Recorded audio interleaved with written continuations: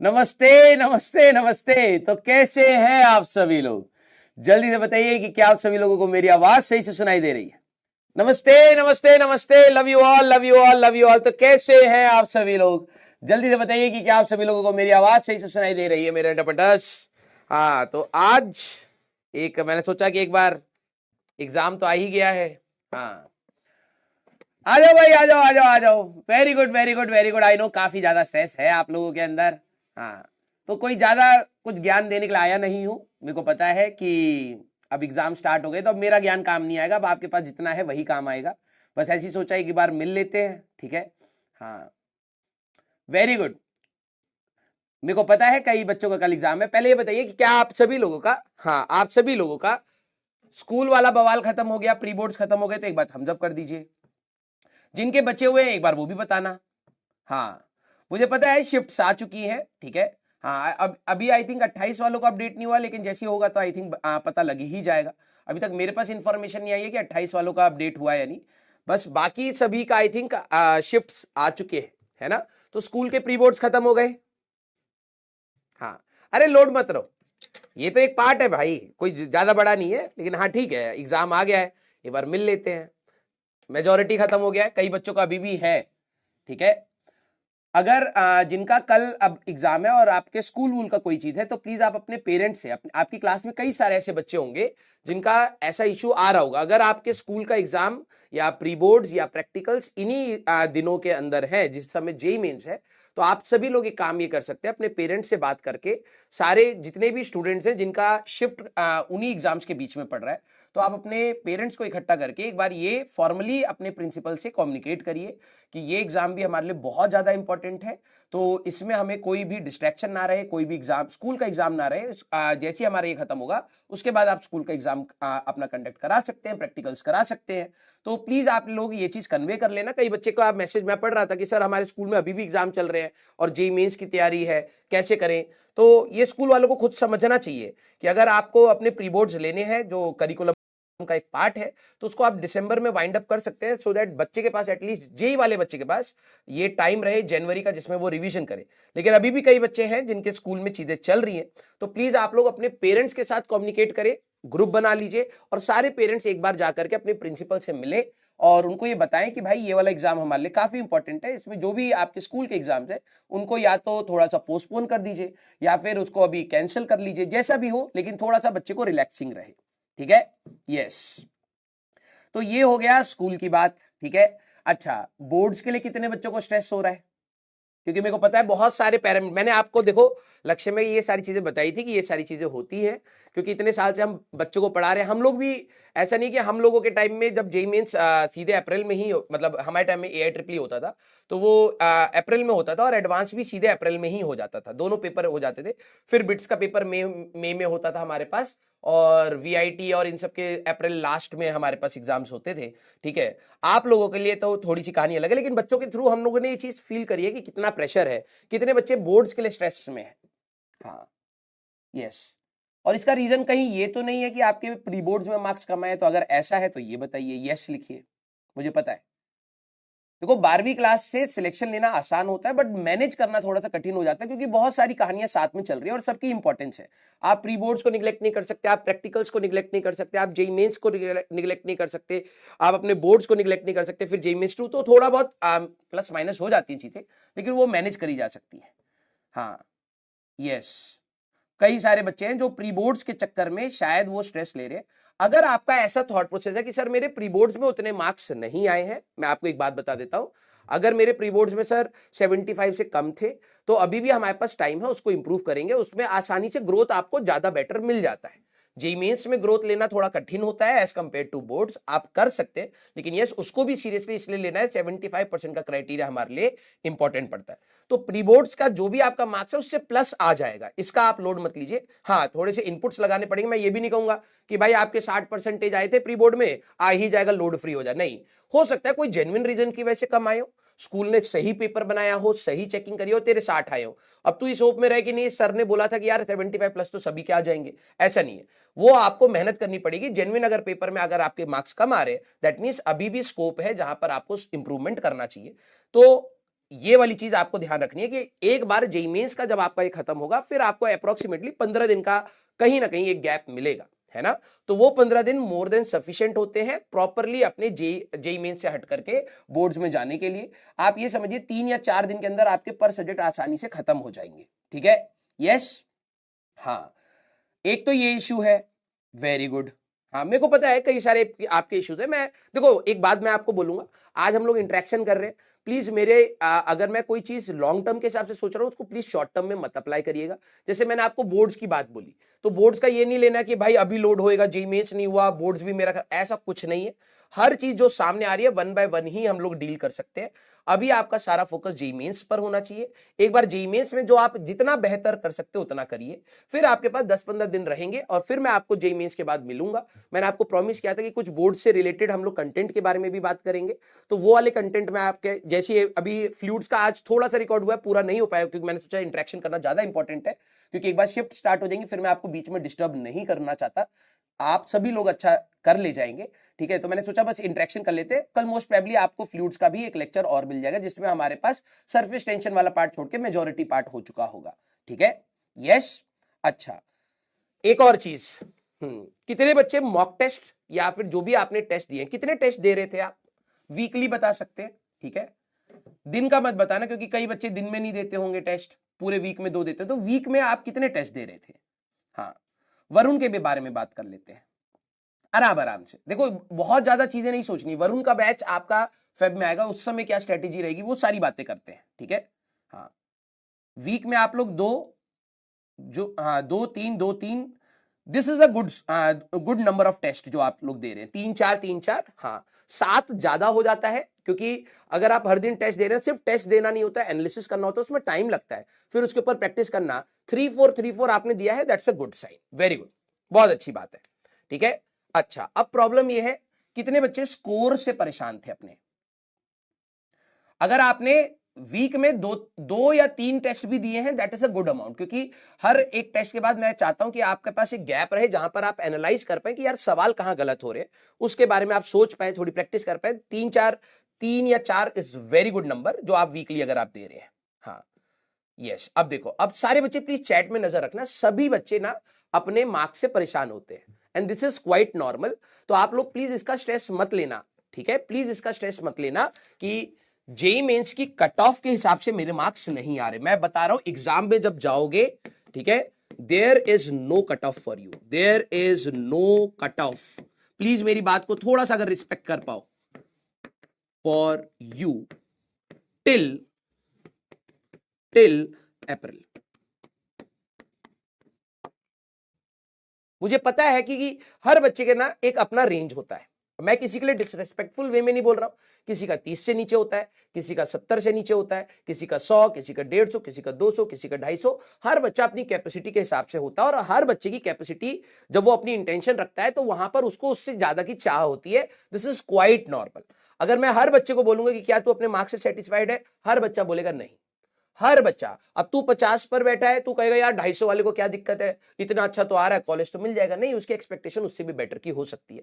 तो ये एक बहुत बड़ा इशू रहता है जो आपके दिमाग में एक बैरियर बनाएगा कल वाले एग्जाम से स्टार्ट होकर के, वो ये है, हाँ, जिन बच्चों के दिमाग में ये चल रहा है कि कोई कट ऑफ है, सर अगर मेरा कट ऑफ क्लियर नहीं हुआ, मैं कई बार ये बात बोली है कि कट ऑफ के हिसाब से अगर आप एग्जाम अटेम्प्ट करेंगे तो हो सकता है आपके लिए बहुत ज्यादा डिजास्टर्स चीजें हो जाए, क्योंकि सबकी शिफ्ट अलग अलग आएंगी इस बार। मुझे जहां तक लगता है, मैं डराने के लिए नहीं कह रहा हूं, मुझे ऐसा लगता है कि पेपर थोड़ा सा पिछले साल से बेटर आ सकता है। टफ मैं बिल्कुल नहीं बोल रहा हूं, मैं ये कह रहा हूं बेटर मींस अच्छे सवाल भी कुछ, जैसे फिजिक्स में अगर आप देखें तो 15 सवाल के आसपास आपके मॉडरेट सवाल होते हैं, बाकी आपके अच्छे सवाल होते हैं, ठीक है। तो हो सकता है 15 की जगह इस बार 13 आ जाए, एक आध सवाल अच्छा हो सकता है इस बार शिफ्ट में, तो आप उससे पैनिक मत करिएगा, क्योंकि वापस कोविड से पहले जब लेवल था उसको ये अटेन करने की कोशिश कर रहे हैं, this is a small trend जो हम लोग देख पा रहे हैं। हो सकता है फिजिक्स का पेपर आसान भी आ जाए, ऐसा भी हो सकता है, क्योंकि शिफ्ट मैटर करती है, ठीक है। तो आपके हिसाब से, क्योंकि देखो सबकी शिफ्ट अलग है, सबका टफनेस लेवल अलग अलग होगा, तो आप लोग प्लीज अपने दिमाग में कोई भी कट ऑफ लेकर के मत जाइएगा। आपको यह होना चाहिए कि भाई मैं मैक्सिमम क्वेश्चन सही कराऊं, दोनों चीजें ध्यान सुनना, मुझे मैक्सिमम क्वेश्चन करने हैं। प्लीज ये बात एग्जाम में घुसने से पहले रिपीट कर लेना, मुझे मैक्सिमम क्वेश्चन सही करने हैं, कुछ बच्चे क्या करते हैं, मैक्सिमम क्वेश्चन करने हैं, बस इतना ही सोचते हैं, सही हुए नहीं, नेगेटिव में आ गए। कुछ बच्चे सोचते हैं कि मैं कम करूंगा लेकिन सही करूंगा, नहीं, मैक्सिमम क्वेश्चन हमें सही करने हैं। ये आपको एग्जाम में खुद की विल पावर से डिटेक्ट करना होगा कि यार मैंने बिल्कुल सही सोचा है, सटीक सोचा है, कैलकुलेशन सही करी है, उसका थोड़ा सा हमें ध्यान रखना है। ठीक है, यस, मैक्सिमम क्वेश्चन। प्लीज आप इस चीज का बिल्कुल बुरा मत मानना कि सर मेरे मार्क्स 100 आ गए या मेरे 120 आ गए। किसी को नहीं पता कि सबके नॉर्मलाइजेशन होने के बाद क्या कट ऑफ जाएगी, किसी को नहीं पता है। तो आप लोग उस लोड को लेकर के मत जाइए। हां, अगर आप अपने फिजिक्स, केमिस्ट्री, मैथ्स में जितना आपको आता है तसल्ली से अगर आप वो सही कराते, believe me you will be much more satisfied कि यार जितना मुझे आता था मैंने कर दिया है, this is my real score. हां, अगले अटेम्प्ट में हम यहां से आगे कितना बढ़ सकते हैं उसके बारे में देखेंगे। क्लियर है क्या? नो तुक्का।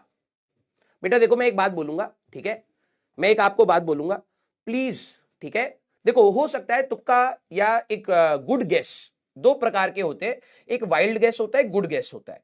आपने सवाल करा, ध्यान से सुनना, मैं आपकी 1 मिनट चैट रोक रहा, चैट वाला उन्होंने नहीं ओपन वो करा है।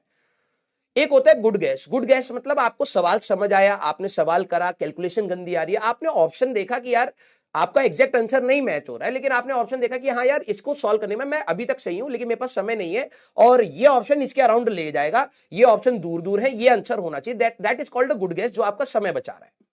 एक होता है वाइल्ड गैस लेना कि भाई देखने में ये लग रहा है कि ये होना चाहिए, प्लीज आप ऐसा कुछ भी मत करके आना।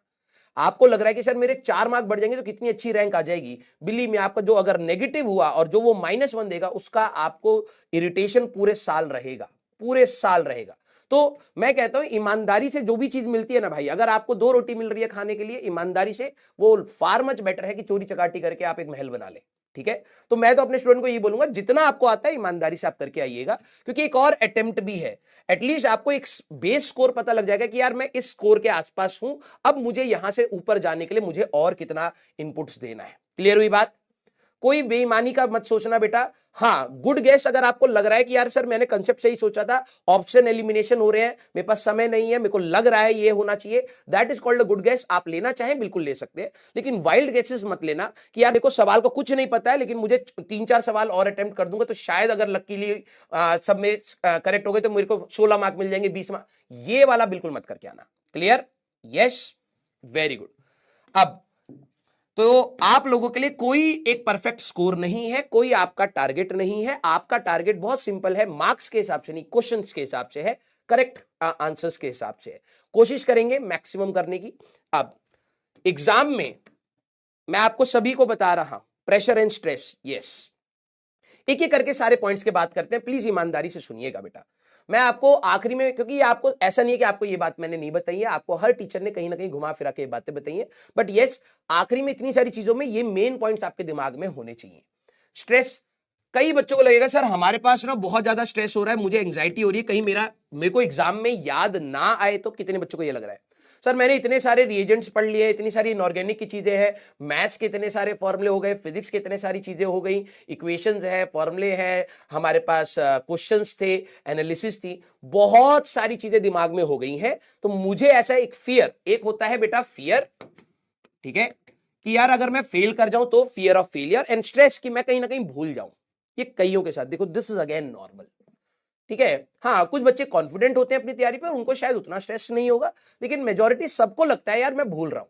लेकिन बिलीव मी, जब आप एग्जाम देना स्टार्ट करेंगे, जैसे ही आपके सामने एग्जाम आएगा, आप स्टार्ट करेंगे, तो ये जो भी आपका फियर एंड स्ट्रेस है ये रिलीज हो जाएगा with in 5 to 10 minutes. Believe me 10 minute के अंदर you will back on normal, बिल्कुल नॉर्मल हो जाएगा। जैसे आपके 10वीं क्लास के बोर्ड्स थे, तो 10वीं क्लास के बोर्ड्स में स्टार्टिंग में हम लोग, मैं भी अपनी वो फीलिंग याद करता हूं कि 10वीं क्लास का पहला पेपर जब हमारा था तो मेरे को डर लग रहा था, बल्कि मेरी तैयारी अच्छी थी लेकिन मुझे ऐसा लग रहा था मैं कहीं भूल ना जाऊं।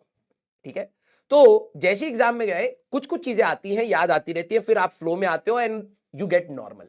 तो आपको 5 या 10 मिनट लगेंगे, you will B normal in the exam, believe me. आपको पता भी नहीं चलेगा 3 घंटा पेपर कैसे निकल गया, ये आपको समय का भी नहीं पता चलेगा। तो ये 3 आवर जो आप सोच रहे हो कि बहुत ज्यादा स्ट्रेसफुल होंगे, नहीं, आपको फील ही नहीं होगा कि यार मेरे पास इतना स्ट्रेस था, नहीं। आप एक बार जोन में जाएंगे, जैसे ही सवाल लगाने लगेंगे, कुछ बन रहे होंगे कुछ नहीं बन रहे होंगे, आप स्ट्रेटेजी बनाओगे, फिजिक्स करूं, केमिस्ट्री करूं, मैथ्स करूं, इजी करूं, मीडियम करूं, टफ करूं, वो स्ट्रेटेजी बनाने में 3 घंटा का निकल जाएगा, आपका स्ट्रेस रिलीज हो जाएगा, बिलीव मी। ठीक है, अब मैं आपको बता रहा हूं ये स्ट्रेस रिलीज कैसे करना है। आप लोग प्लीज मेरे को बताइए कि आप लोगों के हिसाब से आप किससे स्टार्ट करना चाह रहे हैं, फिजिक्स से, केमिस्ट्री से, मैथ से? आप क्या अपने दिमाग में क्या स्ट्रेटेजी लेकर के बैठे हैं? सर स्पीड बहुत कम है, कोई दिक्कत नहीं। लास्ट मोमेंट में don't expect extraordinary things from yourself, otherwise you will be in tremendous pain, क्योंकि वो नहीं मिलेगा। स्पीड कम है, एक्सेप्ट इट, और उसका जब समय आएगा तो दोबारा इंप्रूव करने का स्कोप रखेंगे, ठीक है? अभी हम जो बेहतर कर सकते हैं उसके बारे में बात करेंगे। यस, फिजिक्स केमिस्ट्री, कुछ बच्चों का मैथ्स है। अब मैं आपको बोल रहा हूं, ठीक है, मेरी बात मानना।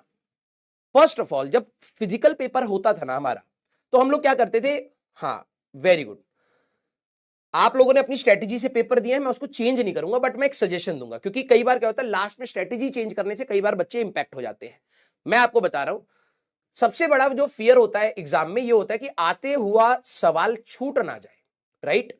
तो आप लोग क्या करें, मेरा एक सजेशन है, अगर किसी को बेहतर लगे तो लीजिएगा, अदरवाइज अगर आप मॉक टेस्ट दे रहे हैं, आप पहले फिजिक्स उठाते थे, फिर केमिस्ट्री उठाते थे, फिर मैथ्स उठाते थे, या जो भी ऑर्डर आपका रहता था, अगर आप उससे अच्छा स्कोर कर रहे हैं, प्लीज मेरी बात को डिस्कार्ड कर दीजिएगा। मैं आपको ये कह रहा हूं कि ये जो स्ट्रेस है कई बार एग्जाम में बढ़ भी जाता है। क्यों? क्योंकि अगर आपने पहले इनिशियल मोमेंट्स में स्कोर नहीं बनाया, ठीक है, तो बच्चों को लगता है यार मैं 10 15 20 मिनट लगा दिया और एक दो सवाल ही बने, अब मेरे को स्पीड पकड़नी पड़ेगी, और स्पीड के साथ होती है गलतियां। मेरा यह मानना है कि आपके सामने जैसे मान लीजिए फिजिक्स का पेपर स्टार्ट हुआ, आपको पहला सवाल लगा कठिन है, हटा दो। दूसरा लगा हाँ डुएबल है, करो, ट्राई करो, आंसर तक पहुंच गए, मार्क कर लो, आगे निकल जाओ। फर्स्ट गो, ध्यान से सुनना मेरी बात, कोशिश करना, क्योंकि नहीं तो तुम क्या करोगे ना, क्वेश्चन सिलेक्शन में जाओगे। अब केमिस्ट्री किसी ने उठाई, मान लो केमिस्ट्री टफ थी आपके शिफ्ट की, अब आप पैनिक कर रहे हो, यार मैं तो केमिस्ट्री में स्कोर करने का सोच के आया था और केमिस्ट्री मेरे को कठिन लगने लग रही है, मेरे से तो 4 ही सवाल बने इतनी देर में। तो ये ऐसा टर्मोइल ना बन जाए कि जहां पर आप पैनिक सिचुएशन में जाए। हो सकता है, प्लीज इस बात को याद रखना, अगर आपको लग रहा है कि आपका जो स्ट्रेंथ वाला पार्ट था वो कठिन हो गया है, मींस सबके लिए कठिन हुआ है, क्योंकि अगर आप उसमें स्ट्रांग थे, अगर आपको मुश्किल लग रही है तो मतलब सभी के लिए कठिन आया है, तो अच्छी बात है। कम सिलेक्शन से भी, मतलब कम क्वेश्चन से भी हमारा काम बन सकता है, इस बार एक आध क्वेश्चन छोड़ भी सकते हैं। तो आपको जो भी आपका पहला दिख रहा है, मान लीजिए फिजिक्स दिख रहा है, ठीक है, फिर केमिस्ट्री दिख रहा है, फिर मैथ्स दिख रहा है, बिलीव मी फर्स्ट टारगेट हम सभी का यह होना चाहिए कि भाई आते हुए सवाल छूटने नहीं चाहिए, आते हुए सवाल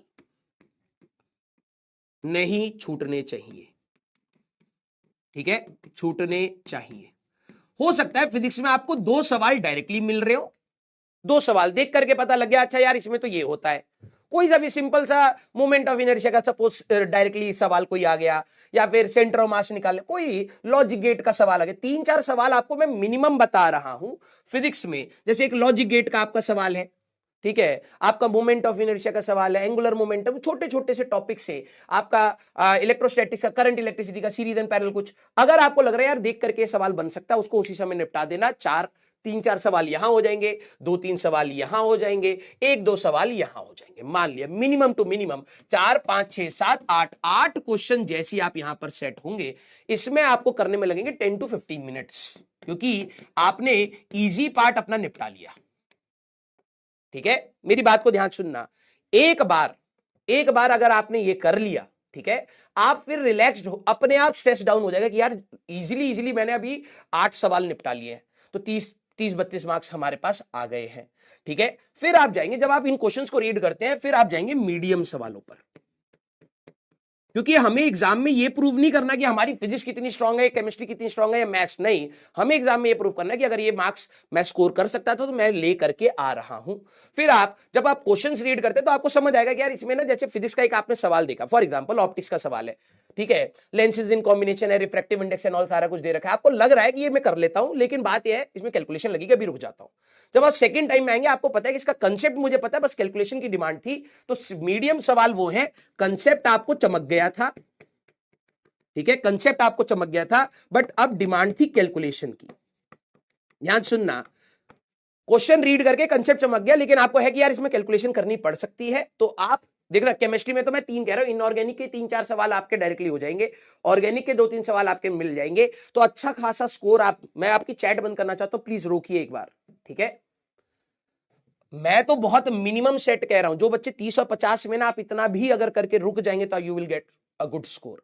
लेकिन प्रॉब्लम है कि आप यहां पर आकर के नेगेटिव खाते हैं। अब यहां पर आपको चाहिए पीस ऑफ माइंड, वो तभी आएगा जब आपको ये पता है कि मैंने डायरेक्ट सवाल पहले ही निपटा लिए, भले ही 3 हो, 4 हो, 5 हो, 8 हो, 10 हो, वी डोंट केयर, हमने इजी वाले निपटा लिए। अब बचे क्या है, या तो बिल्कुल कठिन सवाल बचे हैं या तो कैलकुलेशन बेस्ड सवाल बचे हैं। कई सवाल होंगे जिनके कंसेप्ट आपको पता होगा, लेकिन आपको लग रहा है कि बस मुझे थोड़ी सी कैलकुलेशन करके देखनी है, फिर आप इनमें से इस रीजन को उठाएंगे। ध्यान से सुनना, करते समय हो सकता है कैलकुलेशन आपको लगा भैया ये कैलकुलेशन देखने में आसान लग रही थी, लेकिन कैलकुलेशन है टफ। प्लीज यहां अटकना मत, अटकना मत कि नहीं यार मेरे को तो ये पूरा करना है, मैंने टाइम दिया। नहीं, अगर आपको लग रहा है कि कैलकुलेशन जा रही है, थोड़ी गंदी हो रही है, मेरे को आंसर निकालने में टाइम लगेगा, नेक्स्ट पर चले जाना। फिर लास्ट राउंड में, 3 राउंड में पेपर देना, लास्ट राउंड में अब आना, अपने क्वेश्चन को आप वहां पर मार्क कर सकते हैं बेटा, वहां पर आपके पास रहेगा कि आप अगर मार्क करना चाहते हैं रिविजिट करने के लिए आप मार्क कर सकते हैं, तो मार्क कर लेना इनको। और लास्ट राउंड में इन सवालों को प्लस जो आपको लग रहा है अगर समय बचा तो टफ सवालों को निपटा लेना। This will be the method, this will be the method जहां पर आपको लग रहा है कि अगर मेरी एंग्जाइटी और स्ट्रेस से पेपर खराब हो सकता है, आप उसको आराम से मैनेज कर सकते हैं। क्लियर है क्या? यस और नो? रफ शीट का लोड नहीं होगा बेटा, ठीक है, you will get enough. Clear? Rough sheet का जिनको लोड है, ऐसा कोई लोड नहीं होगा, यू विल गेट इनफ, क्योंकि अभी तक तो मैंने कभी ये नहीं बच्चों से सुना कि यार रफ शीट की दिक्कत हुई है, कोई ऐसा इश्यू नहीं होता है। ठीक है? यस। अब एक और चीज जो मुझे जहां तक लगता है, क्योंकि अभी इस बच्चे ने रफ शीट की बात करी है, ये मेरा प्रॉब्लम था, मुझे अब याद आया, और मुझे ऐसा लग रहा है मुझे आपको शायद ये चीज दिसंबर में बोलनी चाहिए थी। कितने बच्चे रफ शीट में बहुत स्पेस खराब करते हैं? अगले अटेम्प्ट के लिए चलो, काम आएगा। कितने बच्चे हैं कि यार ये मेरे अंदर दिक्कत है, अभी भी है, मैं कई बार सोचता हूं यार मेरे को ये सब नहीं करना चाहिए, ठीक है, अब एग्जाम के लिए नहीं, लेकिन एज ए नेचर एनवायरमेंट के लिए मेरे को नहीं करना चाहिए। कितने बच्चे हैं जो सही में बहुत स्पेस बर्बाद कर देते हैं? और उनके साथ एक और मेरी वाली हरकत भी है, अगर यहां पर उन्होंने कोई इक्वेशन लिखा और यहां पर कुछ डेटा, मतलब कुछ ही और सवाल का कुछ गंदा है, उनको इस इक्वेशन पर फोकस करने में दिक्कत होती है और ये सॉल्व करने में उनको लगता है मेरे पास स्पेस नहीं है तो सवाल गलत हो जाएगा। दिल बनाना, ये बहुत बड़ा इशू है। आई डोंट नो कोई बात करता है या नहीं करता। मैंने पिछले लक्ष्य में ये बात बच्चों को ये बात बताई थी, मैंने कहा था please train yourself in this. मेरी ये कमी थी कि मेरे को हर क्वेश्चन के लिए एक साफ पन्ना चाहिए, एंड ये मेरे लिए एक इरिटेशन का पॉइंट बन गया था हमारे जे एडवांस में, क्योंकि हमारे जब जे एडवांस होता तो उसमें कोई हमें एडिशनल रफ शीट नहीं मिलती थी, नीचे ही छोटा सा स्पेस होता था, कहीं टेबल पर लिख रहे हैं, कहीं कुछ लिख रहे हैं, मेरा फोकस ही नहीं बन रहा था। बाप रे, चलिए कोई नहीं, ये वाली चीज मेरे को आपको बतानी चाहिए थी, ठीक है। अब एग्जाम है, कोई दिक्कत नहीं है, आपको वैसे रफ शीट की जरूरत नहीं पड़ेगी, लेकिन ध्यान रखना अगर आपके पास ये इशू है कि आप एक इक्वेशन लिख रहे हैं, यहां पर दूसरे इक्वेशन का कोई चीज आ गया तो आपका फोकस इस इक्वेशन पे नहीं बन पा रहा है, आपको एक हो रहा है कि भाई अब कैलकुलेशन गड़बड़ हो जाएगी मेरे से, तो कोशिश करना थोड़ा सा स्पीड मॉनिटर करके आराम आराम से फोकस से करना, ठीक है, आराम आराम से फोकस से करना। नेक्स्ट अटेम्प्ट के लिए कोशिश करना वाइल प्रैक्टिस एक ही शीट में आपको सवाल होने चाहिए। कुछ बच्चे आपने देखे होंगे आपकी तैयारी में, भाई एक ही पेपर में भाई साहब गंदा गंदा छोटा छोटा लिख करके अपने सवाल लगा लेते हैं। वो भी एक ट्रेनिंग है भाई, उन्होंने ट्रेन कर लिया अपने दिमाग को, कम स्पेस में भी हम एनालिसिस कर लेते हैं। मैं नहीं कर पाता हूं, अभी भी नहीं कर पाता हूं, तो ये मेरे साथ इशू है। अगले अटेम्प्ट के लिए, नेक्स्ट अटेम्प्ट के लिए आप अपने जो प्रैक्टिस आपकी शीट है, मतलब आपका रफ पेपर है, आप लिमिट करके उसमें प्रैक्टिस करने की आदत डालेंगे, ठीक है सारे बच्चे? Yes, very good. हाँ, तो paper folding strategy and all ये सारा भी कर सकते हैं। पेपर फोल्ड कर लिया, उसमें लिखा कि आपको है कि फोकस नहीं जा रहा है, ये आप कर सकते हैं। किसी चीज से हाइड कर लिया आपने, मान लीजिए एक हाथ से आपने हाइड कर लिया, बस उस पर फोकस आ रहा है। बहुत बेसिक चीजें, लेकिन अब हम लोग इसको नेक्स्ट पे करेंगे। इस बार के पेपर में प्लीज ऐसी चीज की वजह से आपके नेगेटिव नहीं होने चाहिए, ठीक है, नेगेटिव मत कर लेना। थोड़ा सा आपको लगे यार जल्दीबाजी में करना, नहीं, रुक जा भाई, नेगेटिव भी हो सकता है, थोड़ा पेशेंटली करना। क्लियर? यस। आप लोगों ने अपने प्रिंट आउट्स निकाल लिए हैं? आप लोगों ने अपने प्रिंट आउट्स निकाल लिए हैं सारे बच्चे? ड्रेस कोड कोई ऐसा मेजर नहीं है, बेसिक सा ड्रेस कोड है, ठीक है। आप अपना बेसिक सा ड्रेस कोड जाकर के, कोई फालतू की चीजें मत करना भाई, सीधी सी बात है। हाँ, वहां पर आपको जो टाइमर होता है वो मिल जाता है, वॉच एंड ऑल, फोन वोन। आपके अगर पेरेंट्स जा रहे हैं तो ये सारी चीजें मत लेकर के जाना, ठीक है, आपको लोड भी नहीं रहेगा। और कोई ऐसा हैवी किताबें लेकर के जाने की जरूरत नहीं है कि मैं एग्जाम से पहले रिवाइज कर लूँ, कुछ नहीं करना है, कुछ नहीं, ठीक है, चिल होइए। निकाल लिया है, वेरी गुड। एडमिट कार्ड आप लोगों ने, उसमें फोटो लगाना है, साइन करना है एंड ऑल। जिनका फोटो वाला इशू है तो आपको एक अटेस्टेशन करवाने थे अपनी प्रिंसिपल से, ठीक है, उसका वो फॉर्म का एक कॉपी ले लेना, उसमें भी आपकी फोटो होनी चाहिए। जिनका आधार कार्ड का इशू आया है, ठीक है, यस, डाउनलोड कर लीजिएगा, उसमें एक आपकी फोटो लगनी है, एक स्पेयर फोटो आपको लेकर के जानी है, वो रख लीजिएगा। आपका थंब का इंप्रेशन है, नहीं साइन, आपका साइन है तो वो वाला साइन बिल्कुल वही कर लेना जो आपने अपने उसमें भरा था। सेंटर अगर आपका दूर है तो प्लीज, बेसिक सी चीजें हैं, आप लोग अपने पेरेंट्स से कम्युनिकेट करके पहले ही सेंटर के पास पहुंच जाना। एक और चीज बहुत इंपॉर्टेंट, जो भी आपका सेंटर है बेटा, कई बार एक ही नाम के 2-3 सेंटर होते हैं नियर अबाउट, एक ही नाम के 2-3 सेंटर होते हैं नियर अबाउट। मैं खुद इस प्रॉब्लम में फंस गया था जब मैंने फर्स्ट टाइम जेईई एडवांस दिया था। हमारे उसमें घर के पास एक एपीजे स्कूल था और एक और था एपीसी करके स्कूल था। मैंने ध्यान नहीं दिया, दोनों दूर दूर थे। मेरा एपीजे में था, मैं एपीसी में पहुंच गया था, ठीक है। तो प्लीज आप अपना सेंटर जो भी आपका पड़ेगा, प्लीज उसका लोकेशन एक बार वेरीफाई कर लीजिएगा। गूगल मैप्स एंड ऑल आप सभी लोगों के पास है, नेट है, आप लोग प्लीज एक बार इस चीज को देख लीजिएगा, बिल्कुल, ठीक है। हाँ, 50 किलोमीटर अगर आपको लग रहा है कि दूर है, थोड़ा पहले से निकलिएगा। तबियत का थोड़ा सा ध्यान रखना है, ठीक है। वाटर बॉटल आप ले जाइएगा अपना, अगर आपका छूट भी जाता है, बाहर रखवा भी लेते हैं तो ठीक है, नहीं तो डिस्पोज हो जाए, कोई दिक्कत नहीं है, ठीक है सारे बच्चे। यस, जिनका कल पेपर है, आज आप कुछ ज्यादा नहीं पढ़ेंगे, ज्यादा दोस्तों से इंटरेक्ट नहीं करेंगे कि कल भाई तेरा कितना रिवाइज हुआ है। जितने, जिनका 28 को भी शिफ्ट है या उसके बाद में भी शिफ्ट है, no need to discuss with anyone, ठीक है, नॉट इवन योर पेरेंट्स कि कितना अच्छा हुआ है तैयारी, कितना नहीं हुआ है, कुछ बात नहीं करनी है। क्लियर है? थम्स अप करें। मैंने भी आपसे नहीं पूछा बेटा कितना पढ़ा कितना छूटा, नहीं, क्योंकि अब मैटर नहीं करता है। अब मैटर ये करता है कि जितना भी पढ़ लिया है वो बेहतर तरीके से हम लोग कराए, ठीक है। हाँ, यस, कईयों का तो बहुत दूर दूर है यार।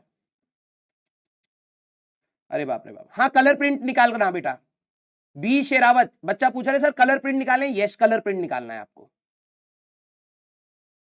बिल्कुल, किसी से कोई डिस्कशन नहीं करना है, कोई नई चीज पढ़ने की कोशिश नहीं करनी है। अगर आप कोई वीडियो देख रहे हैं उसमें लगा यार ये एक सवाल सर ने ट्रिक से बताया, नो नीड, ठीक है। हो सकता है हमारा हो वीडियो, पीडब्ल्यू का वीडियो हो, बाहर का भी वीडियो हो, अच्छी इंटेंशन से बनाया वीडियो होगा। मैं किसी टीचर को ये नहीं कह रहा आखिरी में वो ट्रिक्स क्यों बता रहे हैं, बच्चा कंफ्यूज हो सकता है, नहीं, मैं कुछ नहीं कह रहा, सबका इंटेंशन सही है, सब बेहतर चाहते हैं बच्चे के लिए। लेकिन मैं आपको बोलूंगा अब नहीं, अब अपने दिमाग को और लोड नहीं करना है, ऑलरेडी बहुत ज्यादा लोडेड है, थोड़ा स्ट्रेस कम करिए। आप कोई इंटरेक्शन वीडियो नहीं देखना है, किसी पास आउट का कुछ ओपिनियन नहीं सुना, कुछ नहीं, जितना आपको आता है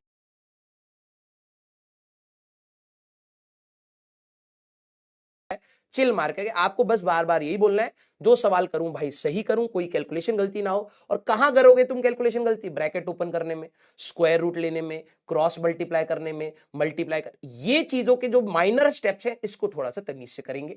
सवाल को अच्छे से रीड कर लेना कि भाई ट्रू फॉल्स है या फिर क्या है, उन्होंने एजर्शन रीजन दिया है तो स्टेटमेंट 1 क्या है, स्टेटमेंट 2 क्या है, ट्रू है फॉल्स है, सिर्फ ये पूछा है, एक्सप्लेनेशन पूछा है, क्या है। क्वेश्चन को अच्छे से रीड करना। मैं हर बार आपके सामने क्वेश्चन की लैंग्वेज लाया हूं जिससे आपको रीडिंग की थोड़ी हैबिट हो, एंड आई नो कि आप लोग उस चीज में ट्रेंड होंगे कि आप क्वेश्चन को डिटेल वे में अपना निकाल पाएंगे।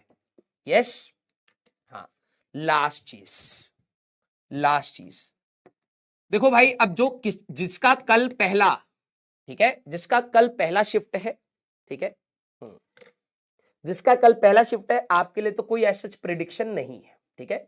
और मेरा ये मानना है फर्स्ट शिफ्ट कंपैरेटिवली आसान आएगा, धीरे धीरे कठिन होगा। एक बच्ची का मेरे पास मैसेज भी आया था कि सर सब बच्चे कह रहे हैं कि 28 वाला कठिन होता है, इस दिन वाला कठिन होता है, उस दिन वाला कठिन होता है। मैंने कहा कठिन सबके लिए है, जिसने नहीं पढ़ा है, जिसने पढ़ा है उसके लिए आसान है, सीधी सी बात।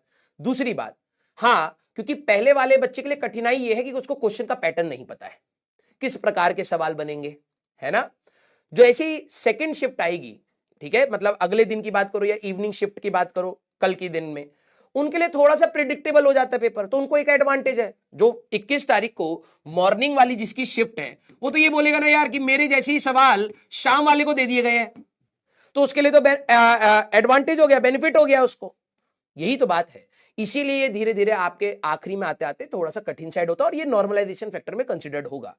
21 वाले की फर्स्ट शिफ्ट को छोड़ करके बाकी सभी शिफ्ट को पेपर डिस्कशंस देखने चाहिए प्लीज। सर आपने तो बोला था कुछ ऐड ऑन नहीं करना है, कुछ नहीं ऐड ऑन करना है। अगर आप पेपर डिस्कशन देख रहे हैं, आपको लग रहा है ये सवाल आपने नहीं पढ़ा है, छोड़ दीजिए, कोई दिक्कत नहीं है। लेकिन यस, उसका अगर आपने थोड़ा बहुत पढ़ा है, आप रिवाइज कर पा रहे कि हाँ यार ये मैंने भी पढ़ा था, अगर ऐसा सवाल आता मैं भी यही लगाता। कोई कलम वलम लेकर के नहीं बैठना, बस एक डिस्कशन देखना है आपको कि हाँ यार अगर ये क्वेश्चन आता मैं भी यही कंसेप्ट लगाता, कुछ ऐसा लगाता, इसको मैं ये रीड करता, यही डायग्राम बनाता, सर भी यही बना रहे हैं, मैं भी यही अपना रिएजेंट बोलता। लॉजिकल रीजनिंग जो आपकी आ रही है वो बस मैच करनी है, कोई आपको सवाल नहीं लगाना है। नॉर्मली बच्चे करते हैं कि सर हम भी सवाल सॉल्व कर रहे हैं, मेरा ये आ रहा है, मेरा वो आ रहा है, कुछ नहीं। आपका कंसेप्चुअल एनालिसिस सही होनी चाहिए। जो टीचर बोल रहे हैं यार इस सवाल में, क्योंकि सब मेमोरी बेस्ड सवाल होंगे, एग्जैक्टली है नहीं है हमें भी नहीं पता होता। हमारे सामने जो सवाल है हम उसके हिसाब से कंसेप्चुअल एनालिसिस क्या कहती है वो बताएंगे, वो आपको मैच कर लेनी है कि यस ये टॉपिक, जैसे मान लो कि आपका ऑर्गेनिक का कोई रिएक्शन था, आप लोगों ने बहुत सारे रिएक्शन है, एल्डोल कंडेंसेशन है मान लीजिए, उसके ऊपर सवाल है, आपने पढ़ा हुआ है, आप पेपर डिस्कशन देख रहे हैं और आपने क्वेश्चन देखा, पॉज करा, आपने सोचा यार इसका में ये लॉजिक होता है, ये करना चाहिए, कंसेप्ट ये होना चाहिए, फिर डिस्कशन देखा, हाँ यार ये है, बिल्कुल सही है, मैं लॉजिकली सही सोच रहा हूं, बस that is the only thing which matters. ठीक है, तो अगर आप मेरी वो माने, अगले शिफ्ट के जितने भी बच्चे हैं प्लीज पेपर डिस्कशंस को देखिए। अगर आपको लग रहा है कि हाँ खुद की भी एनालिसिस होती है, जैसे मान लो 28 तारीख तक बच्चे के पास बहुत सारे शिफ्ट हो चुके होंगे, आपको लग रहा है यार ये सवाल तो बहुत बार आ रहा है और आपने नहीं पढ़ा है, पढ़ लीजिए। कॉमन सेंस यही कहती है कि हो सकता है आपके शिफ्ट में भी आए, कठिन फॉर्म में आ सकता है, आसान फॉर्म में आ सकता है। अगर आपको लग रहा है कई बार रिपीट हुआ है, एक बार इसको भी नजर मार लेते हैं। क्लियर है क्या? यस सारे बच्चे? कोई मॉक टेस्ट नहीं भाई, एग्जाम से पहले मैंने आपको बोला, एग्जाम से पहले कोई भी ऐसी चीज नहीं करनी चाहिए भाई। देख एक ईमानदारी से एक बात बोलता हूं, ठीक है, mock test all over India कोई भी जो बना रहा है एक प्रिडिक्शन पेपर है, ठीक है। वो प्रिडिक्शन पेपर अगर मान ले उसका तेरे शिफ्ट के हिसाब से एनालिसिस मैच नहीं हुई, सपोज मैं अपने आप को मानता हूं, मैं दूसरे टीचर को क्या बोलूं, क्योंकि लोग गलत भी समझ सकते हैं मैं किस इंटेंशन से बोलना चाहता हूं। मैंने एक पेपर सेट करा, मुझे लगा यार ये आना चाहिए, ये आना चाहिए, ये आना चाहिए, और पेपर का लेवल अच्छा रख दिया मैंने। तूने पेपर दिया, तेरी शिफ्ट कंपैरेटिवली अलग आई, उस प्रकार का कोई सवाल नहीं आया, तो एक्चुअली में मेरा जो थॉट प्रोसेस था उसकी वजह से तू अलाइन हुआ और उसकी वजह से तूने एग्जाम में शायद उतना बेटर परफॉर्म नहीं कर पाया। तो एग्जाम से जस्ट पहले की बात कर रहा हूं, कोई भी ऐसी चीज मत करिए जो आपके मार्क्स को अगर डिक्रीज करके आपको डिमोटिवेट कर सके, प्लीज डोंट डू दैट। जो करना था वो कर लिया है हम लोगों ने, अब हम लोग उसमें बेहतर की बात सोचेंगे, ठीक है। एग्जाम से 2-3 दिन पहले तक आप कोई टेस्ट मत दीजिए, हो गया बस, ठीक है। जितना हमें टाइम मिला था 1.5-2 साल हमने करा है, नहीं हो पाया नहीं हो पाया, हो पाया, लोड फ्री रहिए। यस हाँ, AITS ऑल सभी के हार्ड होते हैं, ईमानदारी से बोलूं, वो बनाए ही इसलिए जाते हैं कि बच्चा अपने आप को पुश करे, ठीक है, और कोशिश करे। अब कोई बच्चा बोले सर इससे मेंटल ब्लॉकेड होता है, नहीं, इससे आपको एक मोटिवेशन मिलना चाहिए यार, मार्क्स कमा रहे और बेहतर और बेहतर और बेहतर। हर एथलीट की बात कर लो, हर बिजनेसमैन की बात कर लो, कोई भी बंदा जो परफॉर्म कर रहा है वो अपने आप को हमेशा चैलेंज करता है। और स्टूडेंट की लाइफ में AITS किसी भी इंस्टीट्यूट की बात करें वो थोड़े से कठिन इसीलिए बनाए जाते हैं कि बच्चे को एक चैलेंजिंग प्रॉब्लम मिले और वो अपने आप को थोड़ा सा और नरिश करे। सिंपल सा कंसेप्ट। अगर आप मेरी जगह होते आप भी यही करते, आप ये नहीं सोचते कि यार बच्चे को कंफर्ट जोन में रखते हैं उसको थोड़ा सा दिक्कत ना हो, आप भी नहीं करते। आप अगर मेरी जगह होते आप भी कहते यार इसको थोड़ा सा चैलेंजिंग सवाल दो, थोड़ा और लड़ ले, क्या पता इसी प्रकार का कुछ आ जाए, बच्चा सीख करके जाए। ये सभी के साथ होता है, तो इसमें कोई नेगेटिव चीज नहीं है। यस, वरुण के बारे में अब बात कर लेते हैं। अब प्रॉब्लम ये है, हमारे पास जैसी आपकी शिफ्ट खत्म होंगी आपको अप्रोक्सीमेटली जेईई मेंस के बाद, अब स्ट्रेटेजी आपकी ये रहेगी, एग्जाम के बाद मैं आपसे मिलूंगा भी एक बार, ठीक है। जेईई मेंस के बाद बेटा आपका ये मान लीजिए 15 डेज अप्रोक्स है। इसको कैसे प्लान करना हम मिलकर डिस्कस करेंगे, क्योंकि ऐसा बिल्कुल नहीं है, मेरी बात को ध्यान से सुनिए, वरुण बैच पर ही आ रहा हूं, ठीक है। आशीर्वाद है बेटा, इसीलिए तो आए हैं, है ना, सभी टीचर्स का है। अगर आज लक्ष्य जी के और टीचर्स अगर ऑक्यूपाइड हैं तो आप ये समझिए कि मेरे थ्रू ही सभी का आशीर्वाद आपके पास है, ठीक है। जरा यहां पे ध्यान से सुनना, 15 डेज अप्रॉक्स रहेंगे हमारे बोर्ड्स के लिए। अब बच्चे सोचते हैं कि यार मैं सीधे बोर्ड्स की तैयारी इन्हीं में ही करूंगा, नहीं, मैंने स्टार्टिंग से आपको बोला है कि ये मिसमैनेजमेंट ना हो, इसलिए पहले से ही रेडी रहिएगा, ठीक है। जिन बच्चों ने मेरे बोलने पर 11th पहले से रिवाइज करी होगी, मैं ये नहीं कह रहा हूं कि वो परफेक्ट हो गए होंगे, मैंने बहुत कोई ऐसा चूरन उनको दे दिया कि भैया उन्होंने जैसी चूरन खाया बिल्कुल तगड़े हो गए, नहीं। उनको थोड़ा सा स्ट्रेस कम हुआ होगा इस टाइम में, क्योंकि उन्होंने कुछ चीजें पहले से थोड़ी सी तैयार करी थी, ये एडवांटेज था। अब मैं आपको बता रहा हूं, ये 15 दिन में हमें इसको फिर से कुछ जेई मेंस के लिए डिवाइड करना पड़ेगा और कुछ बोर्ड्स के लिए डिवाइड करना पड़ेगा। ये हमारी नेसेसिटी है सर। जब पूरे 15 दिन में बोर्ड्स पे नहीं दे सकता, तू दे सकता है, लेकिन फिर अचानक जेई मेंस का जैसी टच खत्म होगा, सेकंड अटेम्प्ट में तेरे को बहुत बड़ा गैप नहीं मिलने वाला, फिर वहां पर 10-12 दिन का गैप है। जब तेरा अब सबके अलग अलग पेपर होते हैं, आई थिंक सीएस वालों का मार्च 18 या मार्च भी जो भी डेट है, 20 में मैक्स टू मैक्स 15 दिन फिर और मिलेंगे लास्ट में। उन 15 दिन में तू सिर्फ रिवाइज कर पाएगा, कुछ और नहीं पढ़ पाएगा। तो अभी हमें इसको डिवाइड कैसे करना है, जेई मेंस अटेम्प्ट के बाद देखेंगे, ठीक है। इसी में आपका वरुण अप्रोक्सीमेटली, अब देखो भाई, वरुण अप्रोक्सीमेटली 15 फेब से आता है, ठीक है। मेरे वर्ड्स को ध्यान से सुनना। प्रॉब्लम समझ आ रही है वरुण के साथ क्या है? अब तुम कहोगे सर मत लाओ, प्रॉब्लम है हमारे लिए। किस किस को प्रॉब्लम समझ आ रही है? देखो सबके बोर्ड्स अलग अलग है। हाँ, 25 मार्च को सीएस का है, देखो सबके बोर्ड्स अलग अलग है। मैं ये कह रहा हूं 15-20 दिन, किसी के 20 हो सकते हैं, किसी के 25 हो सकते हैं, किसी के 5 दिन हो सकते हैं, आई नो, राइट। किसी के, अब कोई स्टेट बोर्ड है उसका 28 फरवरी को खत्म हो रहा है, that's a very good sign, you will get enough time, right. लेकिन सीबीएसई का I think 25 February I think last है। सीएस की थोड़ी सी तैयारी है, तो आप ये समझिए सीएस वाली छुट्टियों में आपके पास 10-12 दिन आप निकाल सकते हैं, ठीक है। वरुण बैच के साथ प्रॉब्लम क्या समझ आ रही है आपको? Yes, the biggest problem with Varun batch, which is a very good batch for JEE Advanced, believe me, market में ऐसा कोई भी बैच स्टैंड नहीं करता है। नॉर्मली ऑफलाइन के बच्चे जब छूट जाते हैं ना, कोचिंग जो टॉप बच्चे हैं उनको तो रखती हैं अपने पास, लेकिन मेजॉरिटी बच्चों के पास कोई ऑप्शन नहीं होता, इससे बेटर कोई ऑप्शन नहीं निकल के आता है, बिलीव मी। अब बस प्रॉब्लम क्या है हमारे वरुण बैच के साथ, ये इसकी स्टार्टिंग डेट इसी के अराउंड होती है, राइट। फिर से आप प्रॉब्लम समझ पा रहे होंगे, दिसंबर में भी आप इसी प्रॉब्लम में थे, फिर फरवरी में आपको मौका लाइफ दे रही है, लेकिन सिचुएशन ऐसी है कि आप उसको शायद ग्रैब ना कर पाए। यस, तो सर इसका सोल्यूशन क्या है, आप क्यों इसको इस टाइम पर लाते हो? क्योंकि हमारा कंटेंट ही इतना है भाई। अब हमारा कंटेंट ही इतना है, उसको हम, अब मैं तेरे को बोलूं कि यार 12 दिन में मैं तेरे को एडवांस के लिए और सवाल करवा दूं, कैसे हो जाएगा? नहीं हो पाएगा, है ना। हमारी नेसेसिटी है कि उसको बीच में ही लाना पड़ेगा। अब स्टूडेंट की रेस्पॉन्सिबिलिटी बनती है, देखो यार, अब ये हो कि भाई मैं भी या फिर कोई भी टीचर जो भी वरुण में आएगा, क्योंकि मैं मार्च में कुछ दिनों के लिए हमेशा ऑफ पर रहता हूं, तो पिछले साल मैं नहीं था तो सलीम सर ने लिया था, ठीक है, सर ने सिंगल हैंडेडली लिया। अगर इस साल अगर मैं हुआ, मेरा मन है वैसे, तो देखते हैं कि कैसे पॉसिबल होगा। तो अगर मैं आता हूं तो मैं अप्रैल में मिड के आसपास आऊंगा, मई तक आपका तैयारी होगा, तो अगर 2 टीचर आ जाते हैं तो मैनेज होगा। लेकिन बात यह है यहां पर रेस्पॉन्सिबिलिटी आपकी बनेगी। हम कोशिश करेंगे नंबर ऑफ लेक्चर्स अच्छे रहे, मिनिमाइज रहे, कि आपका बोर्ड्स भी मैनेज हो जाए, ठीक है। Varun batch is a properly JEE advanced batch जो आपको फ्री मिलता है नॉर्मली, ठीक है। इस बैच के साथ आपके लक्ष्य के साथ ही था। यस, हाँ, क्लियर, वेरी गुड। अब इससे खुश होने की भी बात है, इससे एक दुखी होने की भी बात है। डिमोटिवेट नहीं कर रहा हूं, रियलिटी बता रहा हूं, तैयार रहिएगा।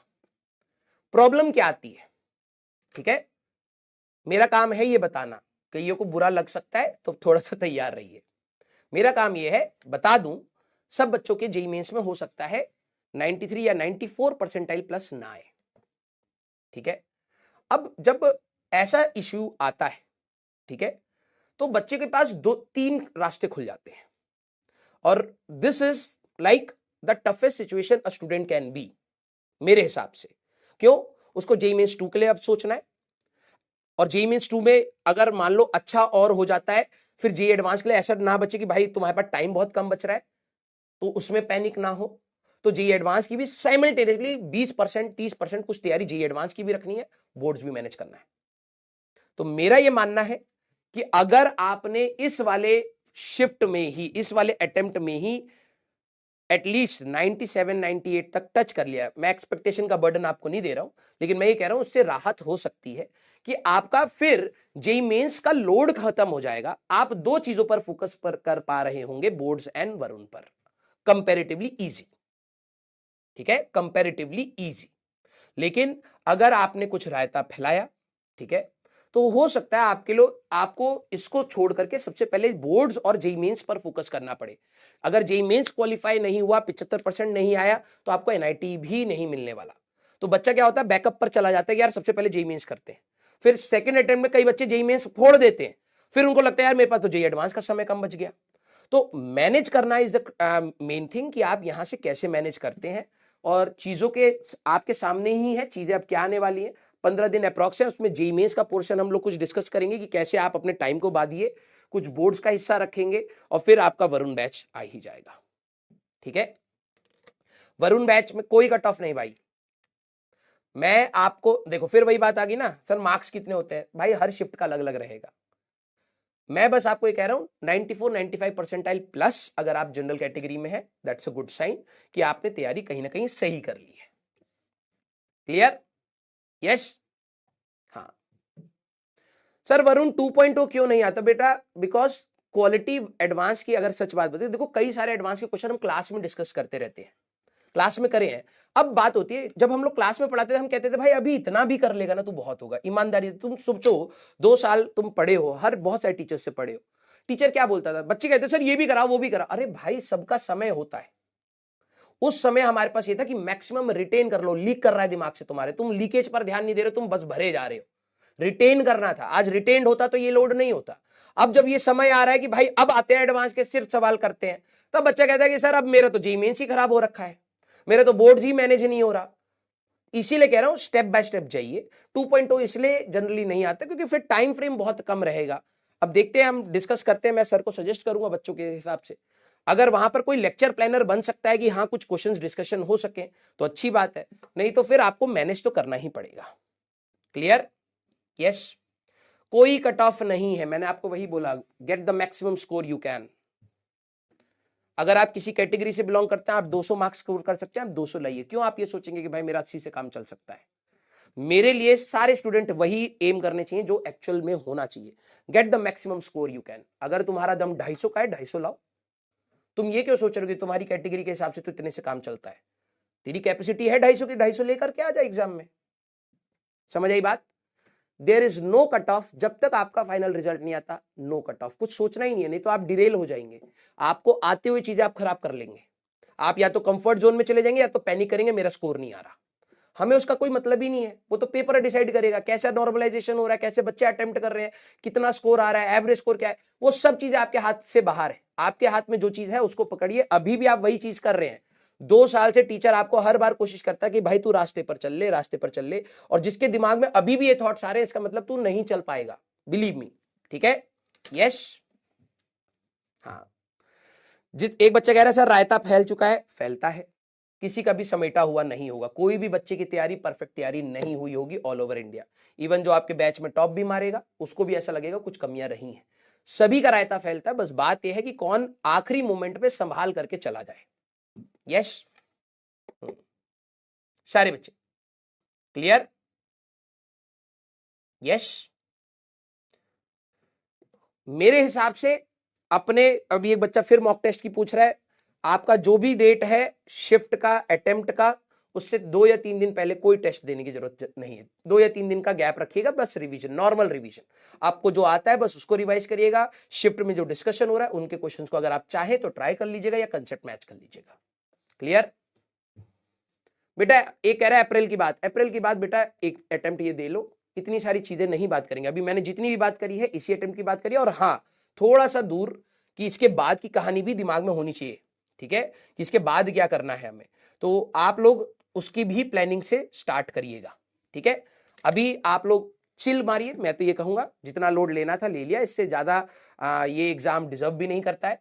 एक पॉइंट तक ठीक है, जहां तक आपकी कैपेसिटी इंक्रीज हो रही है, जहां तक आपको ये मेहनती बना रहा है, आपको मैं कहूंगा कि कुछ बड़ा अचीव करने के लिए प्रोत्साहन दे पा रहा है, उस तक, उस सीमा तक ये एग्जाम आपके लिए महत्वपूर्ण है। उसके बियॉन्ड अगर ये आपको सिर्फ स्ट्रेस दे रहा है, आपको नीचा दिखा रहा है, आपको अच्छे पॉइंट पर नहीं सोचने के लिए मजबूर कर पा रहा है, तो डोंट टेक दिस स्ट्रेस। इस एग्जाम से भी बेहतर बहुत बड़ी बड़ी चीजें लाइफ में आप करेंगे और ये पॉसिबल है।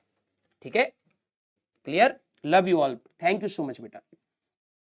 सर सीयूईटी भरे, अरे भरने में क्या जा रहा है, भर दो, बिल्कुल भरो, लेकिन गोल आपका क्लियर होना चाहिए कि मेरे को जेईई मेंस और जेईई एडवांस के हिसाब से ही चीजें करनी है। आप भरना चाहें एज अ बैकअप प्लान, जितने फॉर्म आपकी फाइनेंशियल कैपेसिटी अलाउ कर सकती है आप करिए। मैंने भी करी थी अपने टाइम पे। कई लोग कहते हैं कि अगर आपका प्लान बी है तो that means you are not serious for plan A. अरे भैया, सबके लिए सिर्फ प्लान ए काम नहीं करता है। ठीक है, लकीली मेरा प्लान ए चल गया, ठीक है, लेकिन अगर मैंने बी नहीं भरा होता और नहीं करा होता उस दिन ए ने, तो भाई मैं बहुत बुरी सिचुएशन में आता। अगर आपको लगता है आपकी फाइनेंशियल कैपेसिटी है, आप मल्टीपल फॉर्म भर सकते हैं, डू इट। मैं तो कहूंगा there is no problem in plan B, बनाइए, कोई दिक्कत नहीं है। लेकिन हाँ, गोल आपका प्लान ए है, प्लान बी नहीं है, ये क्लियर होना चाहिए दिमाग में। यस, अरे आप सभी लोग कर लेंगे। ठीक है, अभी कल परसों की बात है, मैं 10th वाले बच्चों से इंटरेक्ट करने गया था, 2-3 बच्चे आए थे। ठीक है, हम लोग जब बात कर रहे थे तो मैं उनसे यही कह रहा था कि जब तुम एक बार पेपर निकाल ले तो आज तुम्हें वो स्ट्रेस फील होता है। वो कह रहे कि नहीं सर, हम जबरदस्ती ज्यादा ले रहे थे स्ट्रेस। और मैंने कहा था कि जब मैंने कहा कि तैयारी बहुत सिंपल तरीके से करी जा सकती है without being so complicated about it, कह रहे थे बिल्कुल सर। मैं बता रहा हूं, इस फेज को जब आप क्रॉस करेंगे आपको मेरी कही हुई बातें शायद आपको चमकेंगी कि सर प्योर इंटेंशन से यही बताना चाह रहे थे। ठीक है, तो समय लग सकता है क्योंकि अभी आपकी शायद वो एज है, आप उस पड़ाव को जब क्रॉस करेंगे तब अपने एक्सपीरियंस से समझ पाएंगे कि मैं आपको क्या बता रहा हूं। बहुत ज्यादा लोड नहीं लेना है, यस, अपना बेस्ट दे करके आना है जितना आप कर सके। ठीक है, और कोई भी आप ये सोचे कि यार अगर मेरे मार्क्स कम आ गए तो मेरे घर वालों को ऐसा लगेगा वैसा लगेगा, दो तरीके हैं, मतलब दो चीजें हैं। अगर आपने सही में, आपके पापा मम्मी एक फाइनेंशियल सिचुएशन में थे, उन्होंने अपने बियॉन्ड द लिमिट जाकर के आपके लिए करने की कोशिश करी और आपने काम चोरी करी, आपको बुरा लगना चाहिए। ठीक है, आप इसको कर्मा बोलिए, जो भी बोलिए, मैं उसमें कुछ नहीं पढ़ूंगा, लेकिन आपको बुरा लगना चाहिए था कि अगर आपके फादर या मदर ने बियॉन्ड द कैपेसिटी जाकर के आपके लिए कुछ करने की कोशिश करी और आपने शायद उस चीज की वैल्यू नहीं करी, बुरा लगना चाहिए। लेकिन यस, क्या ये यही अंत है कि हमेशा बुरा लगना चाहिए? नहीं। आपके पेरेंट्स एंड फैमिली रिलेटिव्स जो भी हैं, जिनको जो भी आपके लिए शायद वैल्यू रखते होंगे, अगर आपको लगता है कि आपने कहीं लेट डाउन किया है तो समय कभी भी खत्म नहीं हुआ किसी का। आप यहां से भी शुरू करना चाहें, आप बाद में भी शुरू करना चाहें, यह सब आपके ऊपर है। अगर आप रिटर्न करना चाहते हैं उन एफर्ट्स को तो आप डेफिनेटली कर सकते हैं, बस आपको वही है, अपने आप को डिसिप्लिन वे में रखना है, जितना बेहतर कर सकते हो उतना आपको करना है। क्लियर? यस, हाँ। प्लीज ना ही अपने पेरेंट्स का लोड लेना है, ना ही टीचर्स का लोड लेना है कि यार मेरे मार्क्स नहीं आएंगे तो ये क्या सोचेंगे, वो क्या सोचेंगे, कुछ नहीं। इतना टर्मोइल होता है कि इसमें कभी कभार चीजें ऊपर नीचे हो जाती हैं, अच्छे बच्चों से भी होती हैं, बहुत सारे बच्चों का पेपर खराब हो जाता है। ठीक है, तो होता है, and that is the part of life. Life रुकती नहीं है बेटा, अगला प्रॉब्लम आएगा। ठीक है, तो उसके लिए तैयार रहिए। Clear? Love you all, thank you so much, take a proper sleep. ठीक है, आराम से सोने की कोशिश करना, 1-1.5 घंटा पहले सोने की कोशिश करना, क्योंकि नींद नहीं आएगी जिनका कल पेपर है। ठीक है, अच्छे से तैयार होकर के, हाँ, अच्छे से तैयार होकर के अपने डॉक्यूमेंट्स को चेक कर लेना।